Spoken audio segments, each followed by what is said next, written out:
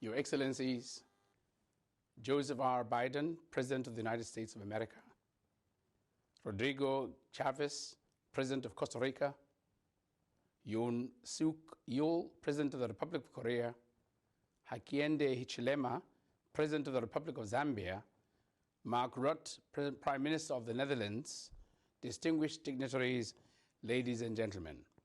Warm greetings from Botswana to you all. Let me at the outset express my gratitude to President Biden for his invitation to this follow-up summit to the one held in December 2021. This is a clear indication that our resolve to bolster democracy worldwide, fight corruption, and promote respect for human rights is gaining greater momentum. Your Excellencies, co-hosts of this summit, I thank you for your collective action to building a stronger global democracy coalition toward a shared vision for peace and prosperity of our peoples. Your Excellencies, I am greatly humbled to lead a country that is regarded as a beacon of democracy in Africa. In my statement to the December 2021 summit, I talked about how Botswana's democracy was centered around the Khotla system, our traditional system of consultation, of free speech, and mutual respect. I therefore stand on the shoulders of our forefathers who laid this lasting foundation for a flourishing democracy today. This session grants us a great opportunity to reflect on progress made since the previous summit, and I am glad to report on some of our efforts during the year of action. During the December 2021 summit, Botswana pledged to host a two-day democracy summit in Botswana in the first half of 2022 under the theme Constitutionalism and Democratic Consolidation in Africa.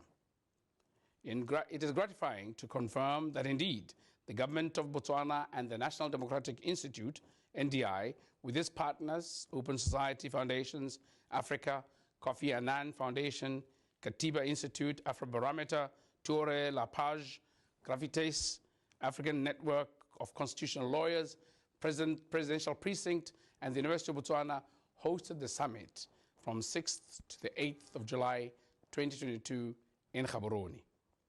The vision for the Gaborone Summit was to promote democratic progress and resilience while countering democratic backsliding and the erosion of constitutionalism across the continent. The summit also celebrated Botswana's efforts to champion democracy in Africa. This summit was a major milestone that we had pledged, and its key outcome was the adoption of the Gaborone Declaration, which, among others, acknowledged Africa's citizens' support for constitutionalism and presidential term limits. Signatories to the declaration called on the African Union, the Regional Economic Communities, the RECs, the democratic African governments to enact reforms and adopt guidelines to ensure that constitutional amendment processes foster respect for democratic rights and are based on a national consensus. An urgent call has been made to African leaders to build trust and create stable, thriving societies that consolidate constitutionalism and the rule of law, allow for greater predictability in governance, economic and human development, and the peaceful transfer of executive power.